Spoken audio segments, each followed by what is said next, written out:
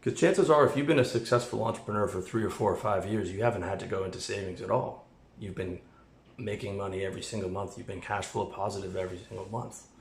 So when you're stashing that money away and you're hedging it into different types of investments, yeah, you want that appreciation. You'd love to be able to get, 3 or 4 or 5% passively on the money that you have in stocks and bonds and currencies and all these things. But the primary reason is the psychological security and the safety net if there was to be a shock in your income, if there was to be a shock in the country you're living in as far as an economic shock or a worldwide shock like with COVID, right? COVID put a lot of guys out of business because they were investing their money in bullshit instead of having previously reinvested it back into the business or reinvested it into good financial investments. If you look around this little hotel room that I'm staying in, you can see the bulk of what I physically own. I own one suitcase full of clothes and some pretty high quality technology, and that carry-on bag over there that holds laptop supplements, a couple other things. And that's pretty much the extent of the physicality that I own. Okay, I've primarily lived in Asia and Eastern Europe. I stay in luxury apartments that are pre-furnished, that already have a big TV, because I'm a peasant and I want a big TV so that I can watch YouTube on it. Nice bed, nice everything. I mean, I'll spend a good amount of time researching the Airbnb, hop over there for a couple weeks, and then aim to cut a longer term deal with the guy. And if I know I'm going to be there for a while, I'll do a long-term lease on a pre-furnished place. So I don't have to worry about any type of furniture, any type of moving, any type of bullshit like that. I can just pick the place I want to live in. It's all set up. If I get bored of that place, I go somewhere else. It's another building. They have a security guard. They have someone if the heating doesn't work or the aircon doesn't work or the TV doesn't work. I don't own it, and I don't have to deal with managing any of it or moving it whatsoever. What I own is my business. What I own is my investments. A lot of the technology I own helps me facilitate and grow my business, like this phone that I'm talking to you or the computer notes that I'm trying not to make it look like I'm reading off of. And clothes and supplements, which don't really facilitate my business directly, but indirectly they do, because the supplements allow me to be healthier, and the clothes, if I have the right fitted clothes, give me higher self-esteem, which allows me to do a better job. But again, hardcore minimalism has made my life so much easier. It is not a sacrifice at all. I don't want to own a car. I don't want to own a yacht. I don't want to own a bunch of furniture. I may own property at the future once I hit certain net worth goals. Almost certainly that will be paid for. It will be in Asia. It'll either be paid in cash or it will be property that I invest into as an investment that's going to cash flow, perhaps with some of my partners.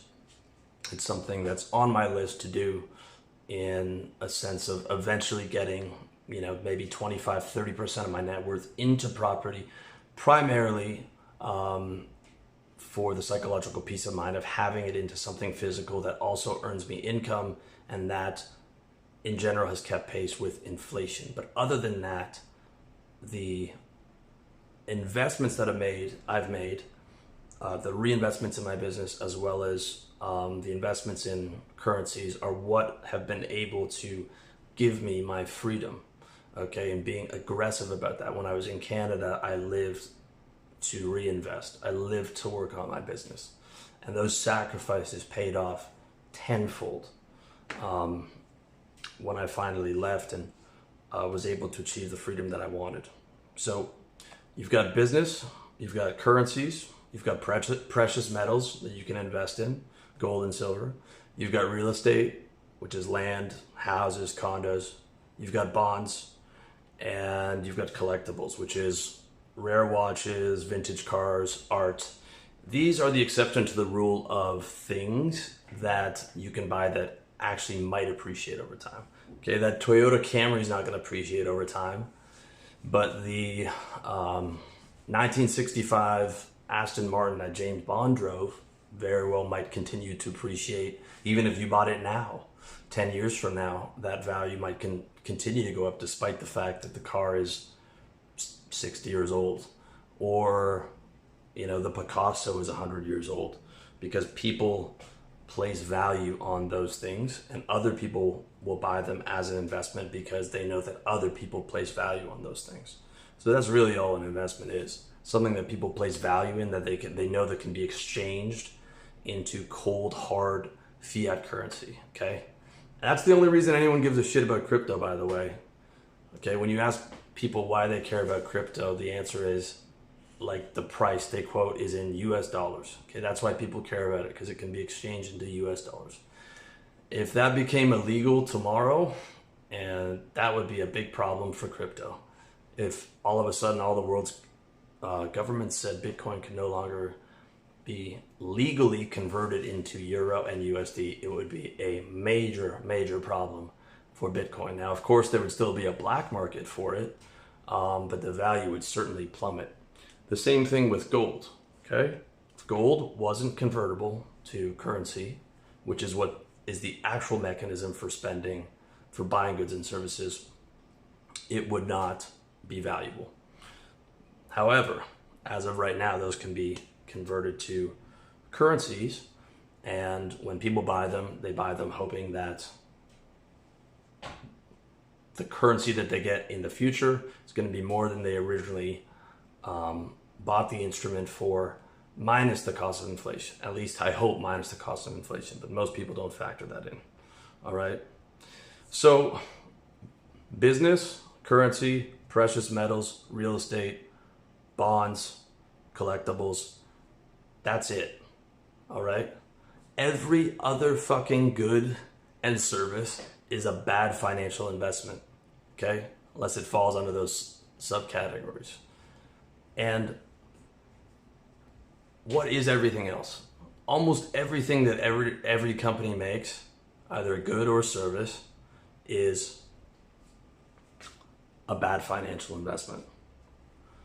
And I should say one more exception: coaching with me. Can't say the same for all the other coaches, although I'm sure there's some other guys that are a good return on your investment, but I would put it in about the same percentages, under 1%. Okay, so everything outside of that depreciates either 30 to 100% the second you buy it. Everything else at best is a lifestyle investment. Okay, the purpose of which is to live like food, and secondly, to enjoy like a big screen TV. Or a nice minimalist wardrobe that I have that you can get for under $2,000. I think I actually have an old article on that if you're interested. And it's going to be in the new course and coaching program, How to Play and Win the Game of Life. Okay, so some of those things are good in lifestyle investments. If you're going to be living in a place for 10 years, you've got everything set up, buying a big screen TV could be a good investment. Buying a nice looking minimalist wardrobe could be a good investment, lifestyle investment. Buying healthy food is a good lifestyle investment. Buying books that are going to educate you and courses that are going to educate you on how to be happier, how to be healthier, how to improve are good lifestyle investments. Okay. So I'm not saying not to buy those things, right? This is the whole purpose of money is a tool to make our lives better and to be happier. So certainly buy those things.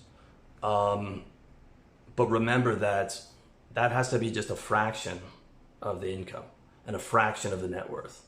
All right. If your net worth is 100K, 200K, 300K, like before you buy something, think how much of my net worth am I spending here that could be going towards my business. So I'm creating the table. It's almost finished of income and net worth allocations for guys, for entrepreneurs. The lowest end of that is like 50 to 100K after taxes, what to do with that. And in my opinion, let's say you're making 100K after taxes and You're not like me, so you haven't expatriated out of North America or the Western country that you're living in, and able to geo arbitrage your income and tax residency and all these things. So you're paying full freight American taxes, or you're paying full freight Canadian taxes, and you're doing 150, you're coming out of it with 100K or whatever, right? So you've got 8,000 to play with each month after taxes. All right, you want to live on as little as you can and still be comfortable. So let's say you're living on 4,000, which where I'm from, Toronto, is not a lot of money. I mean, you'll be living better than the vast majority of people who don't even make 4,000 after taxes, but it's still not baller status, okay, in a Western country. The rest of that 50% has to be reinvested back into financial investments. And your best financial investment is your business, okay? If you're in a high margin service business like I advocate a lot of guys to be in, you should be getting 100 or hundreds of percent return. You should be getting 5x on your Facebook ads, or you should have an organic platform like me to where you can get money coming in without advertising, or you have both, okay? Or maybe you've gone the other route. Maybe you're an empire guy and you have VC financing and you have corporate debt and you have all this stuff. You can still buy more shares in your business. You can still put more skin in the game. You can do what a client of mine did who owns a bank, which was he loaned some of his personal wealth to the company at interest. Because all the shares, there weren't shares available. There were other people that were interested in the shares. So you can continue to reinvest as much as you can back in your business, because we have to assume that your business is going to be your best investment. All right. If you're not either, receiving a good salary and have a bunch of opium from kind of a lower margin empire business, or you're doing the Dan Pena, Andrew Carnegie model, or you're doing the tech startup model, or you're doing, where you guys don't make profit for a while, or you're doing some of these other models where you basically need, bank financing or VC money or both, and